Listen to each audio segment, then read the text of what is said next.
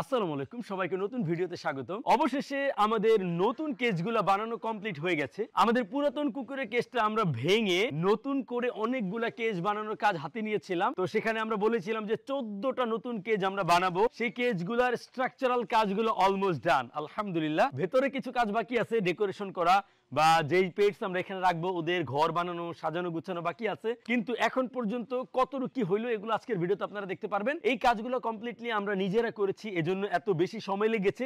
যেহেতু আমাদের অন্যান্য আরো কাজ থাকে, সেই কাজগুলোর ফাঁকে ফাঁকে আমরা এই কাজগুলো করেছি, নতুন কেজগুলো বানাইছি। টাইম লাগলো, আমাদের মধ্যে আত্মতৃপ্তি আছে যেগুলো আমরা নিজেরা করছি, নিজের মন মতো করছি, যেভাবে চাইছি সেভাবে হইতেছে আলহামদুলিল্লাহ। আপনারা জানেন আমরা যখন কাজটা শুরু করছিলাম তখন প্রচুর বৃষ্টিপাত হয়েছে, ওই বৃষ্টির মধ্যেই আমাদের কাজ চলছে। চলুন আপনাদেরকে কেজগুলো ঘুরে দেখাই।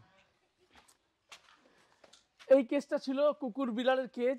এইটাকে আমরা প্রথমে ভাঙছি, লেভেল করছি, পরে আমরা মাপছি, মাপার পরে দেখা গেছে যেটা লম্বায় 28 ফিট। মাঝখানে যে রাস্তাটা দেখতেছেন এই রাস্তাটা হচ্ছে 3.5 ফিট। এখানে দুই পাশে 7টা 14টা কেজ বানানোর স্পেস ছিল। আমরা আপাতত দুইটা কেজকে এক করছি, দ্যাট মিনস 13টা কেজ হয়েছে। দুইটা কেজকে এক করা বলতে একটা কেজ আমরা ইচ্ছে করে বড় রাখছি যাতে করে এখানে আমরা বড় কিছু বা বেশি কিছু একসাথে রাখতে পারি। এখন আমরা এই কেজগুলোতে কি রাখবো, এটা একটা ইন্টারেস্টিং ফ্যাক্ট। সেটা হলো আমরা প্রত্যেকটা কেজে যদি আপনারা লক্ষ্য করেন যে এটার ভিতরে পুল আছে, পুল বলতে পন্ড আছে। এগুলোর ভিতরে আমরা নতুন করে হাঁস আনবো, পেয়ারে পেয়ারে হাঁস রাখবো যাতে করে ইনশাআল্লাহ ভালো রেজাল্ট পাই। এই কেজগুলাতে আমরা যে নেটগুলা ইউজ করছি এই নেটগুলা অনেক কম মূল্যের নেট, তবে খুব ভালো স্ট্রং নেট। এই নেটগুলা যে দেখতে পাচ্ছেন এটার ভিতরে যদি আমি একটু ঢুকে দেখাই, আমাদের সেটআপটা পাশে আছে 4 ফিট, লম্বায় আছে 8 ফিট। তো 4x8 আমাদের যে আগের কেজগুলো বানাইছিলাম যেখানে আমরা চুকার ও আমাদের স্নোফ্লেক ববাইট গুলাকে রাখছি, ওই কেজগুলো কিন্তু 4x8। তো এগুলো 4x8, তবে এই কেজগুলো আমরা একদম ন্যাচারাল করা ট্রাই করতেছি। দেখেন নিচে কিন্তু মাটি, এই যে নিচে কিন্তু মাটি, নিচে কিন্তু আমরা পাকা করি নাই। আর আমরা অলরেডি কিছু গাছ লাগিয়ে এক্সপেরিমেন্ট করতেছি। যেমন এই গাছটা আমরা একদম মাটি থেকে তুলে আনছি, তারপরেও আমাদের একটু মিস্টেক হওয়ার কারণে গাছটার পাতাগুলা মরে গেছে, তবে গাছটা কিন্তু মরে যায়নি, গাছটা এখনো জীবিত আছে। খুব শীঘ্রই এই গাছ থেকে পাতা চলে আসবে, ঠিক আছে। এই যে পাতাগুলো ফেলে দিতেছি, এগুলো ফেলে দিলে খুব শীঘ্রই এই গাছে পাতা চলে আসবে। যাই হোক, তো এভাবে আমরা গাছ দিব, পুরো জায়গাটা গ্রিন থাকবে, সবুজ। আর এই নেটগুলা এই যে একটু ফ্লেক্সিবল আছে, চাইলে আমরা বড় বড় ডালপালা যদি এনে রাখি দেখা গেল একটা এদিকে যাবে একটা এদিকে যাবে, কোনো সমস্যা হবে না। আবার ওই সাইড থেকে একটা এদিকে আসবে, নো প্রবলেম। যখন এগুলো পুরোপুরি ন্যাচারালি আমরা ফিল করতে পারবো তখন আপনারা সৌন্দর্য বুঝতে পারবেন। ঠিক এরকম ভাবেই প্রত্যেকটা কেজ আমরা বানাইতেছি, ঠিক আছে। আর হাঁসগুলা এখানে থাকবে, ওদের উপরে বসার জন্য আমরা এখানে কাঠ দিয়ে দিব, গাছ দিয়ে দিব, নেস্ট বক্স দিব, সবকিছু মিলে মাশাআল্লাহ খুব সুন্দর একটা সেটআপ হবে। তবে সেটা আপনারা এখনই বুঝতে পারবেন না, কয়েকদিন পরে বুঝতে পারবেন যখন আমরা এটা কমপ্লিট করতে পারবো। আরো অন্য কেজগুলো দেখেন, ওইসব কেজেও আমরা কিছু গাছপালা লাগাইছি। যেমন এই কেজটা দেখেন, এই কেজের ভেতরে আমি অলরেডি ঘাসের কাটিং দিয়ে দিছি। এগুলো যখন পাতা আসবে, ঘাস আসবে, তখন দেখতে অনেক সুন্দর লাগবে ইনশাল্লাহ। আর এছাড়াও আমাদের একটা অস্ত্র আছে, সেটা হলো কালফা গাছ। আমরা মোটামুটি প্রত্যেকটা কেজেই চেষ্টা করছি কালফা গাছগুলো রাখার। তবে এই কেজটা কালফা গাছটা আমরা একটু সেট করছি, দেখাই। এখনো আমাদের এগুলো সেটিং করা বাকি আছে। এই যে এখানে আমরা আস্ত ঘাস এনে রাখছি, লাগাইছি। তো ঘাসগুলো কিছু বেঁচে আছে, কিছু মারা গেছে। এগুলো নিচ থেকে নতুন যখন ঘাস উঠবে তখন আসলে পুরোটা ভরে যাবে। আর এই যে কালফা গাছ, এই কালফা গাছে কিছুদিন পরে পাতা আসবে, তখন দেখতে এক্সিলেন্ট লাগবে। আর এই পাশে তো নেস্ট বক্স থাকবে ইনশাল্লাহ।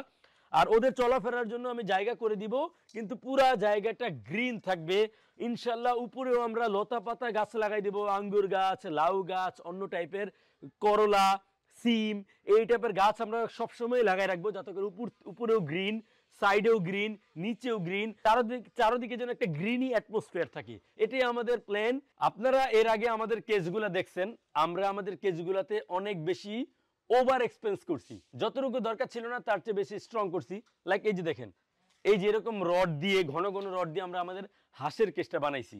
তো এই কেজেও আমাদের এরকম মোটা রডের কাজ আছে, তবে সেটা আমরা শুধুমাত্র ফ্রেমে রাখছি চারোদিকে, ঠিক আছে। এই যে এইখানে, ওই পাশে, এই পাশে, চারোদিকে। কিন্তু এবার আমরা আমাদের কেজগুলা অনেক কম খরচে করার চেষ্টা করছি। আমরা চাইছি যে নিজেরা করব, ন্যাচারাল পরিবেশ দিব, ভেতরে আমরা খুব একটা খরচ করব না। এই জন্যই অ্যাকচুয়ালি আমরা এই নেটগুলো দিছি। ইভেন আপনারা যদি একটু লক্ষ্য করে দেখেন আমাদের দরজার সিস্টেম, আমরা দরজাতে কোনো ফ্রেম রাখি নাই, কিছুই রাখি নাই, আমরা এই নেট দিয়ে দরজা রাখছি। এই নেটগুলো এত ভালো, অ্যাকচুয়ালি ভিতরে নেটগুলার মেটাল আছে, গুণা আছে, উপরে প্লাস্টিকের কভার করা। আমরা চাইলেই এটাকে এইভাবে লাগায় রাখতে পারি, এই যে বাস এভাবে নিচে এভাবে আমরা লাগায় রাখতে পারি। এই যে এইভাবে নরমালি আমরা এগুলা দিয়ে হুক সিস্টেমে লাগায় রাখতে পারবো। আবার যখন ইচ্ছা আমরা এগুলো টান দিলেই আবার খুলে যাবে, ইজিলি খুলে যাবে এবং এটার কোনো ক্ষয়ক্ষতিও হবে না। আর আমাদের এই কেসগুলোতে খুব একটা ঢুকা হবে না, যেহেতু আমরা এটা ব্রিডিং পারপাসে করছি, যে হাঁসগুলা ন্যাচারালি থাকবে, ওরা নির্ভয়ে এখানে থাকবে। তো এই জন্য আমরা খুব একটা ঢুকবো না, এই কেজ আমাদের খোলার খুব একটা প্রয়োজন নাই। জাস্ট আমরা খাবার দিব আর ওদের জায়গাটা যদি মাসে 1-2 বার ক্লিন করা লাগে ক্লিন করবে, এতটুকুই। তো এই জন্য আমরা একদম কম খরচের ভিতরে আমরা পুরো কেসটা কমপ্লিট করে ফেলছি। ইভেন আপনারা দেখেন আমাদের যেখানে খুঁটি আছে সেটাও আমরা বাঁশের দিছি।